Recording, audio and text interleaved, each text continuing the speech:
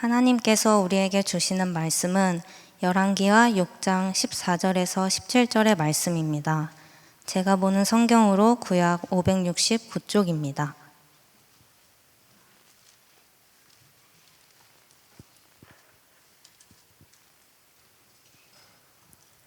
이제 열왕기하 6장 14절에서 17절의 말씀을 봉독하겠습니다. 다 함께 일어나셔서 하나님의 말씀을 경청하시기 바랍니다. 왕이 이에 말과 병거와 많은 군사를 보내매 그들이 밤에 가서 그 성읍을 에워쌌더라. 하나님의 사람의 사환이 일찍이 일어나서 나가보니 군사와 말과 병거가 성읍을 에워쌌는지라. 그의 사환이 엘리사에게 말하되 내 주여, 우리가 어찌하리이까 하니 대답하되 두려워하지 말라. 우리와 함께한 자가 그들과 함께한 자보다 많으니라 하고 기도하여 이르되 여호와여, 원하건대 그의 눈을 열어서 보게 하옵소서 하니 여호와께서 그 청년의 눈을 여심해 그가 보니 불말과 불병거가 산에 가득하여 엘리사를 둘렀더라. 아멘. 저는 어렸을 적 명절이나 제사 등의 가족 행사가 있으면 항상 시골로 내려갔습니다. 할아버지가 하셨던 집인데 동네에 콧돌에 낀 소가 자동차같이 지나다녔던 정말 말 그대로 시골이었습니다. 저에겐 동갑인 사촌과 또 2살 정도 어린 사촌 동생, 이렇게 형제가 있습니다.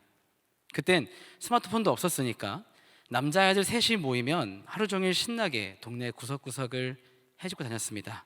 친척분들은 그런 저희를 보고 동네 다 뒤집어 놓는 함총사라고 놀리곤 하셨죠. 그런데 아무리 그런 저희일지라도 동네에서 절대로 발을 들어놓지 않는 곳이 딱 한 군데 있었습니다. 바로 폐교였습니다. 8, 90년대 감성이 그대로 남아있는 폐국민학교였습니다. 저희 셋은 그 폐교를 멀리서 구경만 했을 뿐 실제로 들어가지는 못했습니다.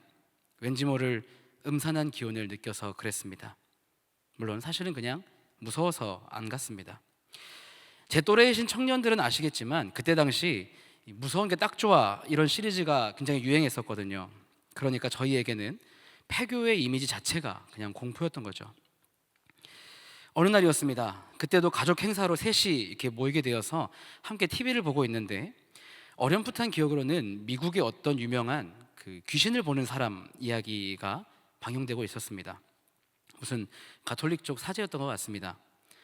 교회를 다니지 않았던 제 사촌은 이게 매우 신기했나 봅니다.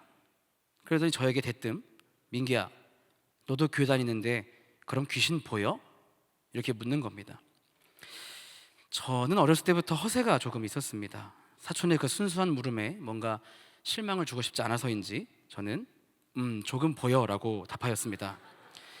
사촌들은 소스라치게 놀라며 혹시 자기에게도 귀신 붙어있냐고, 혹시 이 집에 귀신이 없냐고 물었습니다. 그때까지만 저도 반장난이었습니다. 뭔가 검은 물체가 보이는 것 같다, 뭐 이런 식으로 말이죠. 그런데 그때 사촌 동생이 갑작스럽게 제안합니다. 형들, 우리 폐교 한번 가보자. 거기 귀신 많지 않을까?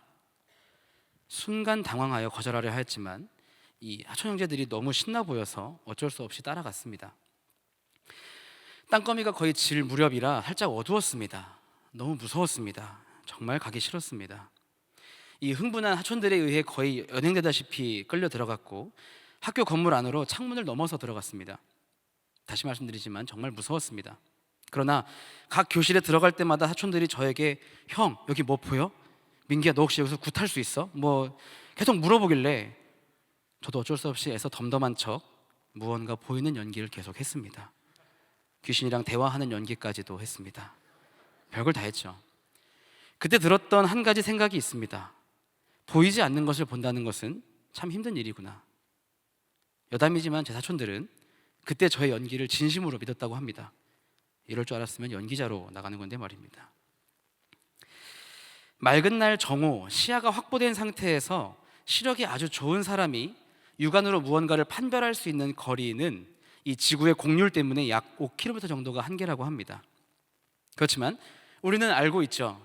우리가 볼 수 있는 그 5km까지가 세상 전부가 아닌 것을 말입니다. 5km 너머에도 분명 무언가가 당연히 있다는 것을 너무나 잘 알고 있습니다. 물론 실제로 무엇이 있는지는 직접 가서 비록 확인해야 비로소 알 수 있겠습니다만은 어쨌든 굳이 가지 않더라도 그 너머엔 물리적인 어떠한 것들이 존재한다는 것 정도는 다 알고 있습니다. 보이지 않아도 볼 수 있는 것이죠. 보이는 범위가 곧 전부는 아니니까요. 현재 미국의 영토도 콜럼버스가 발견하기 전까지는 한때는 보이지 않는 미지의 땅이었음을 기억해야 합니다. 우리 믿음의 영역도 그러합니다. 우리가 흔히 믿음이 좋다라고 누군가가 칭찬한다면 정말 다양한 이유가 있겠지만 대개는 믿음의 시야와 관련이 있습니다. 예를 들어보자면 누군가 굉장히 힘든 일을 경험하고 있습니다. 그때 그 당사자가 왜 나한테만 이런 일이 일어나는 거야? 되는 일이 하나도 없어. 난 망했어. 가 아니라 하나님께서 이 어려움을 통해 나를 훈련시키시나 봐. 나를 더 좋은 길로 인도하시려나 봐. 이런다고 해봅시다. 그럼 그때 사람들이 말하죠. 야, 너 정말 믿음 좋다. 믿음의 시야란 현재의 상황만 보는 것이 아니라 그 너머의 것을 볼 수 있는 능력입니다. 사람은 누구나 내가 볼 수 있는 범위만 보게 되지만 믿음의 시야를 가진 사람은 그 범위 넘어 하나님의 일하심을 볼 수 있는 사람입니다. 그러니까 내가 현재 처한 상황에서 왜 나한테만 이런 일이 일어나는 거야? 가 아니라 여기에 더 너머의 생각을 할 수 있는 사람이란 것이죠. 네덜란드의 치유 사역자였던 코리텐 붐 여사의 말입니다. 믿음은 보이지 않는 것을 보는 것입니다. 때문에 성숙한 믿음의 사람들은 이러한 시야를 키울 필요가 있습니다. 그렇다면 우리는 어떻게 해야 그러한 믿음의 시야를 키울 수 있을까요? 아주 당연하게도 기도가 그 방법입니다. 하나님께 달라고 해야 합니다. 믿음의 시야를 넓혀주시기를, 믿음의 눈을 뜰 수 있게 해주시기를 말입니다. 남들이 보지 못하는 것들을 볼 수 있는 힘을 달라고 기도해야 합니다. 이번 11월 한 달간 청년부의 예배 디자인은 기도를 주제로 하고 있습니다. 때문에 교육자들은 기도에 대한 말씀을 나누고 있었고 또 겟세마네 기도학교와 같은 기도 관련 행사도 진행하였죠. 그 끝물에 저도 역시 기도에 대한 말씀을 함께 나누고자 오늘 본문을 채택하였습니다. 특별히 오늘은 읽었던 말씀을 통하여 우리의 믿음의 눈을 열어주시기를 기도하는 것이 얼마나 중요한지 나눠보면서 또 그렇게 함께 기도해 보고자 합니다. 말씀이 선포되는 가운데 성령께서 여러분에게 믿음을 주시고 또 은혜 주시기를 바랍니다. 먼저 오늘 읽었던 본문의 내용을 잠시 살펴보겠습니다. 때는 BC 약 9세기경 아람이라는 나라가 북이스라엘을 침공하여 서로 대치 중이던 상황이었습니다.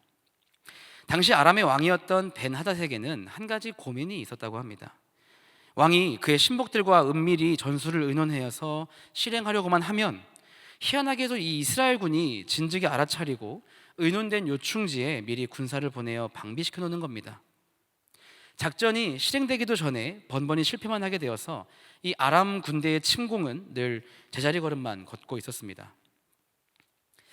이에 벤하닷 왕은 초조해집니다. 6장 11절 이러므로 아람 왕의 마음이 불안하여 그 신복들을 불러 이르되 우리 중에 누가 이스라엘 왕과 내통하는 것을 내게 말하지 아니하느냐.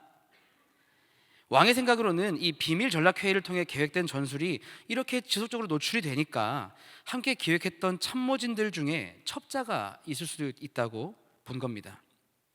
근심 속에 이 노이로제가 자신의 사람들을 의심하기까지 이르게 한 것이죠. 그때 신복 중에 한 사람이 말합니다. 12절 그 신복 중에 한 사람이 이르되 우리 주 왕이여 아니로소이다. 오직 이스라엘 선지자 엘리사가 왕이 침실에서 하신 말씀을 이스라엘의 왕에게 고하나이다 하는지라. 자, 어떻게 된 일이라 합니까? 하나님의 사람 엘리사가 왕이 침실에서 계획한 모든 전술을 미리 알아차리고 이스라엘 군에 흘렸다고 하는 겁니다. 그러니 이스라엘 군대는 벌써부터 조치해서 그 계획을 저지할 수 있게 된 것이었고요. 아람 왕의 입장에서는 참 황당한 노릇이었을 겁니다. 이에 왕이 결심합니다. 13절 왕이 이르되 너희는 가서 엘리사가 어디 있나 보라. 내가 사람을 보내어 그를 잡으리라. 왕에게 아뢰어 이르되 보라 그가 도단에 있도다 하나이다. 벤하닷 왕은 군대를 보내어 엘리사를 생포해 오기로 합니다. 사실 지금 할 수 있는 것은 이거밖에 없었습니다. 왕은 신하를 보내어 그가 도단이라고 하는 동네에 있다는 것을 확인하게 되었고 이에 그 밤에 즉시 말과 병거와 많은 군사를 보내 도단성을 포위하게 됩니다. 여기까지가 오늘 우리가 읽었던 본문의 전반적 배경이었습니다. 이제 엘리사와 그의 젊은 사환의 이야기로 장면 전환됩니다. 다음날 새벽 엘리사의 사환, 그러니까 하인이 일찍 일어나 밖을 나가 보니 간밤에 수많은 아람의 군대가 도단성을 둘러싸 진을 친 것을 보게 됩니다. 크게 기겁한 사관은 주인 엘리사를 급히 부릅니다. 15절, 하나님의 사람의 사환이 일찍 일어나 나가 보니 군사와 말과 병거가 성읍을 에워쌌는지라. 그의 사환이 엘리사에게 말하되, 아, 내 주여, 우리가 어찌하리이까 하니. 누가 봐도 자신의 주인인 엘리사를 잡으러 온 무시무시한 대군이 성 밖에 진치고 있는 것을 본 사환은 죽음의 위기를 순간적으로 경험합니다. 그런 그의 입에서 나온 이 허탈한 탄식, 아, 내 주여, 우리가 어찌하리이까. 이것은 그 어떤 일말의 희망도 생각하지 못할 만큼의 두려움에서 나온 탄식이었습니다. 나는 곧 죽겠구나, 이 작은 성읍도 곧 망하겠구나, 순간적인 절망을 경험한 것입니다. 그런데 여기서 킹받는 것은 엘리사의 반응입니다. 이 상황을 맞닥뜨린 그의 첫 소감 한마디는 마치 충청도 사람처럼 참 여유롭습니다. 16절 상반절, 대답하되 두려워하지 마유. 너무 진지해 보여서 사원의 입장에선 기가 막히기도 하고 어떻게 보면 좀 화도 나지 않았을까요? 아니 주인님, 지금 저 군사들 안 보이십니까? 지금 당신 잡으러 저렇게 모인 겁니다. 무슨 빈대 하나 잡으려고 초가상관 다 태우는 것처럼 엘리사 주인이 하나 잡으려고 이 성읍 다 불타게 생겼습니다. 뭐 여유가 있다고 두려워하지 말라 하십니까? 그런데 사실은 엘리사의 그 뒤의 말이 중요합니다. 16절 전체를 읽어봅시다. 대답하되 두려워하지 말라, 우리와 함께한 자가 그들과 함께한 자보다 많으니라 하고. 엘리사의 대답은 생명의 위협을 느껴 두려움에 압도된 사환에게는 마치 조롱과 같이 느껴졌을 수도 있습니다. 도단성은 작은 성입니다. 거기에 아무리 어느 정도 군대가 방비되어 있을지라도 아람의 대군 앞에서는 턱없이 작은 규모였습니다. 그런데 우리와 함께한 자가 그들과 함께한 자보다 많다뇨.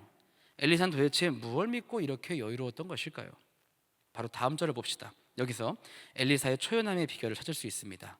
엘리사가 기도합니다. 17절, 기도하여 이르되 여호와여 원하건대 그의 눈을 열어서 보게 하옵소서 하니 여호와께서 그 청년의 눈을 여심해 그가 보니 불말과 불병거가 산에 가득하여 엘리사를 둘렀더라. 여기서 엘리사와 그의 사환, 이 둘의 시각 차이가 명확하게 드러났습니다. 이 둘 모두 똑같이 자신들을 잡으러 온 군사들을 보고 있었고 또 그 방대한 병거와 병마의 군사들의 물량을 보고 있었습니다. 젊은 사환은 딱 그 정도까지만 보였습니다. 그 이상은 안 본 것이 아니라 실은 못 본 것입니다. 그러나 같은 상황 앞에 있었음에도 엘리사는 그 이상의 다른 어떠한 것을 보고 있었습니다. 그는 자신의 젊은 사환을 위해 기도했습니다. 내가 보고 있는 것을 이 청년도 볼 수 있도록 그의 눈을 열어주시기를 기도했습니다. 그러자 하나님은 그의 눈을 열어주셨고 이윽고 젊은 사환은 두 눈을 의심할 정도로 실로 놀라운 광경을 목격하게 됩니다. 진치고 있던 아람의 군대가 너무나 초라해 보일 만큼 하나님의 불말과 불병거가 산에 가득하여 자신들을 둘러싸고 있던 겁니다. 아람의 군대는 전혀 신경 쓰이지 않을 만큼 하늘에 가득 메운 저 불말과 불병거들이 그 위험을 드러내고 있었습니다. 자, 이제는 누가 두려워해야 합니까? 엘리사와 사환입니까? 아니면 아람 왕 벤하닷의 군대입니까? 오늘 본문의 내용이었습니다. 엘리사와 그의 사환 에피소드는 분명 서로 같은 것을 바라보고 있었음에도 또한 서로 다른 것을 바라보고 있던 이야기였습니다. 사환은 당장 눈앞의 상황만 보았고 엘리사는 그 상황 더 너머의 것을 보고 있었습니다. 앞서 말했던 시야의 차이가, 믿음의 시야의 차이가 있었던 것이죠. 그리고 이 시야의 차이는 그 상황에 대처하는 태도 역시도 차이를 만들어냈습니다. 사환은 어떠하였습니까? 두려워하였습니다. 그의 마음속엔 그저 탄식만, 원망만 가득했습니다. 아, 내 주여 어찌하리이까? 문제 자체만 바라보고 있으니 그런 것입니다. 그러나 그 너머의 불말과 불병거를 이미 보고 있던 엘리사는 어떠하였습니까? 여유로웠죠. 걱정이 없었습니다. 하나님의 손이 더 크심을 잘 알고 있었기 때문에 사환의 호들갑에도 엘리사는 평안할 수 있었습니다. 엘리사의 에피소드를 준비하며 자꾸 떠오르는 장면이 있어서 설교에 넣었습니다. 오늘 우리 김현웅 목사님이 마지막 인사하셨는데 갈 땐 가시더라도 설교 예화로 좀 쓰임받고 가면 좋지 않겠습니까? 여러분 잘 아시겠지만 이 부임 서열을 생각했을 때 저는 애농 목사님 맞투임입니다. 2019년 가을에 제가 우리 교회 부임하였을 때 사무실 막내셨거든요. 저보다 나이도 더 위셨고 또 이 교회에 대해서, 특히 청년부에 대해서 더 앞서 경험하셨기에 아무튼 처음에 의지를 참 많이 했었습니다. 이 사진은 만 4년 전, 그러니까 제가 부임하기 전날 우연치 않게 같이 찍은 사진입니다. 둘 다 뭔가 젊었죠. 에녹 목사님은 굉장히 인정받는 목회자였습니다. 제가 처음 부임했을 때 선임 목사님들께, 특히 위임 목사님께 가장 많이 들었던 말이 뭔지 아십니까? 김에녹 전도사처럼만 해라 였습니다. 정말입니다. 앞으로 사무실 생활 어떻게 해야 하나, 교회 생활 어떻게 해야 하나에 대한 유일한 답변이었습니다. 그만큼 인정받고 계셨다는 뜻이죠. 저는 그래서 처음 우리 교회 왔을 때 에녹 목사님이 맞선님이라 좀 힘들었습니다. 왜냐? 당신 너무 다 솔선수범해서 잘 처리하니까 후임인 저는 할 게 없는 겁니다. 하다못해 쓰레기 하나 줍는데도 본인이 하겠다고, 전 앉아있으라고 항상 이렇게 뛰어다니셨던 모습이 아직도 기억에 남습니다. 갑자기 분위기가 무슨 은퇴식 축사 같은 느낌이 드는데요. 정말 그 정도로 잘하셨습니다. 저는 그래서 늘 무슨 일만 생기면 마치 이 엘리사 앞에 선 사환처럼 근심 가득한 얼굴로 쪼르르 에녹 목사님 자리로 가서 이게 속삭이면서 어떻게 해야 돼요? 하고 조언을 구했습니다. 그런 에녹 목사님은 늘 여유 있는 모습으로 조언해 주셨습니다. 짬에서 나온 바이브였겠죠. 거기에 더해져서 문제를 들여다보는 지혜도 있었습니다. 덕분에 부임 초반에 몇 가지 난감했던 일들을 수월하게 잘 해결했던 기억이 있습니다. 이 정도까지 했으니까 카카오페이로 입금 부탁드리겠습니다. 여러분 가운데 현재 경험하고 있는 어떤 문제 때문에, 혹은 일어나고 있는 현상들 때문에, 그것도 아니면 아주 중요한 선택의 기로에 놓여 있어서 어려움 겪는 분들 계십니까?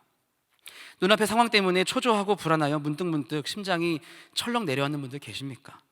하나님께서 그런 여러분에게 오늘 아주 중요한 메시지를 주셨습니다. 믿음의 눈을 열어 문제 너머에 하나님의 일하심을 바라보라 말씀하십니다. 그러기 위해서 엘리사가 그의 눈을 열어 보게 하옵소서 기도했던 것처럼 우리도 우리의 눈을 열어 보게 해주시기를 기도해야 한다고 말씀하십니다. 그렇다면 왜 우리는 경험하는 상황 속에서 엘리사처럼 믿음의 눈을 열어달라고 기도해야 할까요?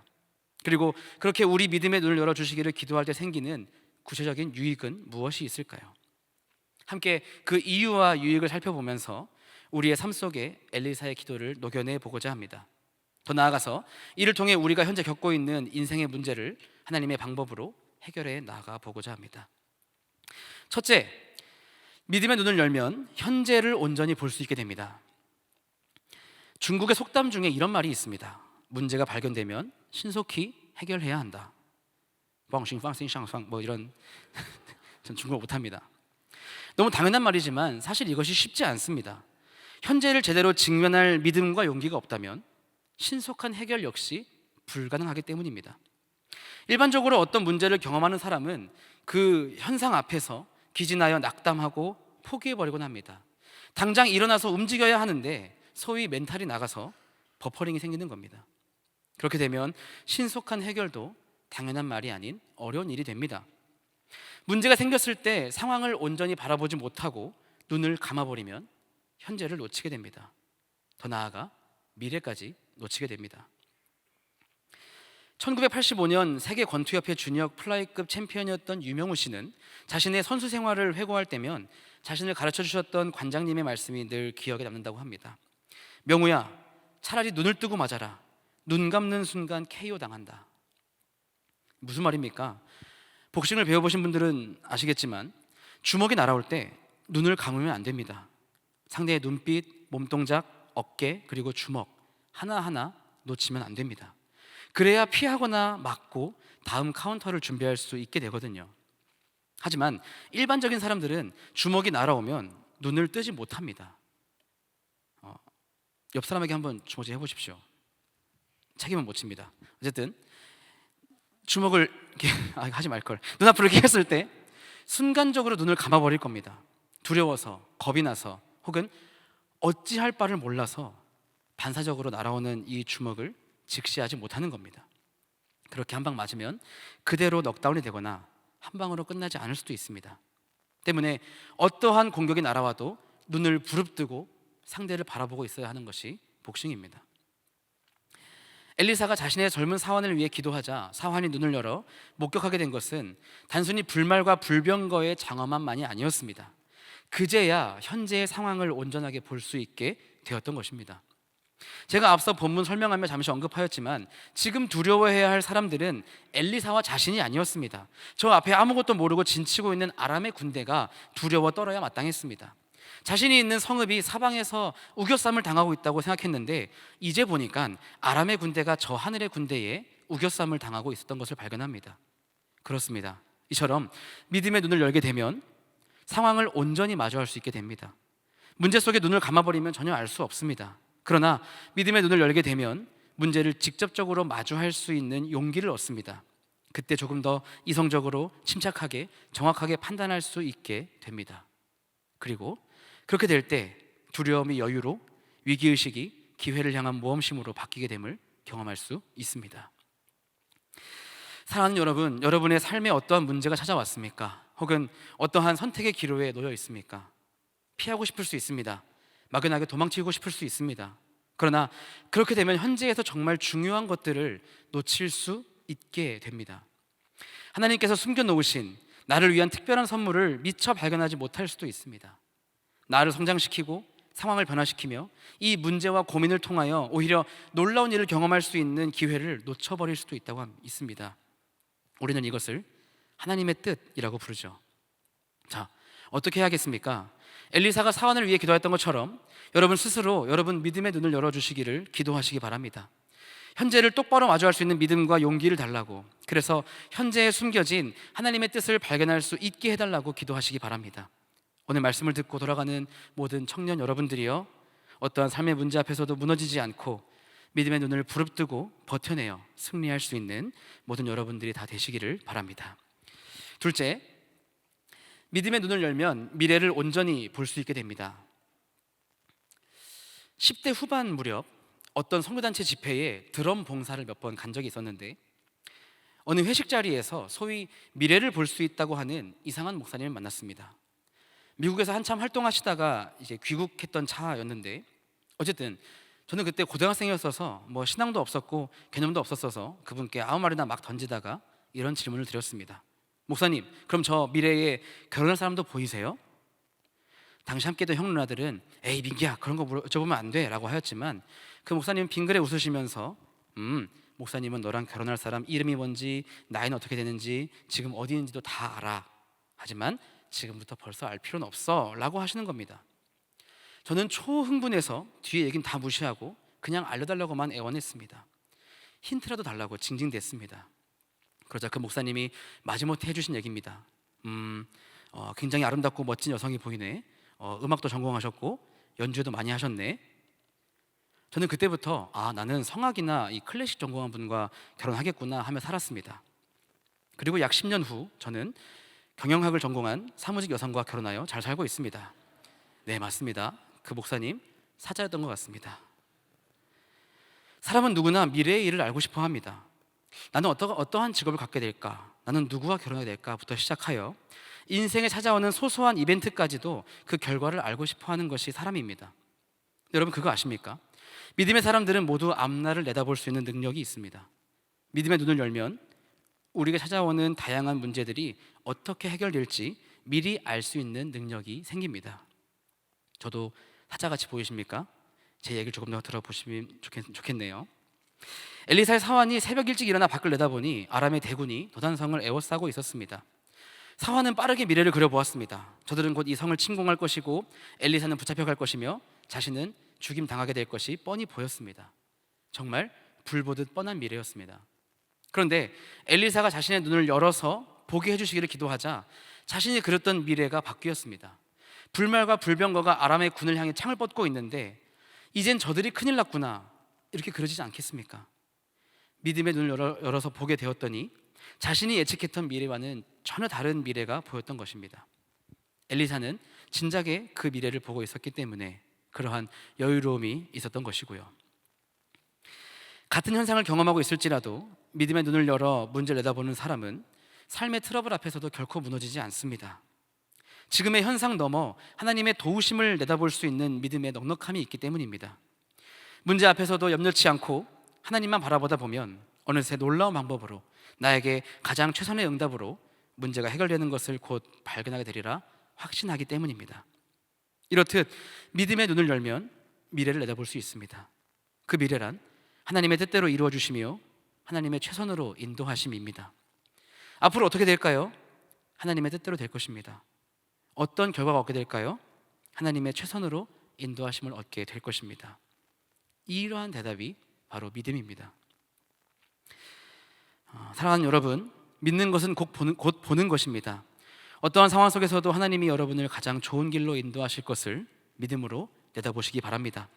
그러기 위해 어떤 문제에 봉착하게 된다면 가장 먼저 이렇게 기도해 보십시오. 하나님, 나의 눈을 열어보게 해주십시오. 내 앞에 문제에만 눈길이 머물러 있는 것이 아닌 그 너머에 하나님을 볼 수 있는 믿음의 눈을 열어주십시오. 여기 계신 모든 여러분들이 그렇게 기도함으로 믿음의 눈이 열려 하나님이 펼쳐주실 미래를 온전히 볼 수 있게 되시기를 바랍니다. 그래서 어떠한 상황에서도 낙심치 않고 믿음으로 늘 넉넉히 승리하시는 우리 청년 여러분들이 다 되시기를 간절히 바랍니다. 기도하겠습니다. 은혜로우신 아버지 하나님, 오늘도 우리를 예배 자리로 불러주시고 또 말씀 듣게 하시니 감사드립니다. 오늘 말씀을 듣고 하나님께서 주시는 위로와 새 희망을 얻습니다. 때때로 찾아오는 삶의 문제 속에서 무너지고 또 혹은 주저앉아 버리곤 하였습니다. 원망과 불평만을 쏟아냈고 제대로 하나님을 바라보지 못하였습니다. 그러나 하나님께서 주신 말씀 붙잡고 다시 기도하기 원합니다. 우리의 믿음의 눈을 열어 주옵소서.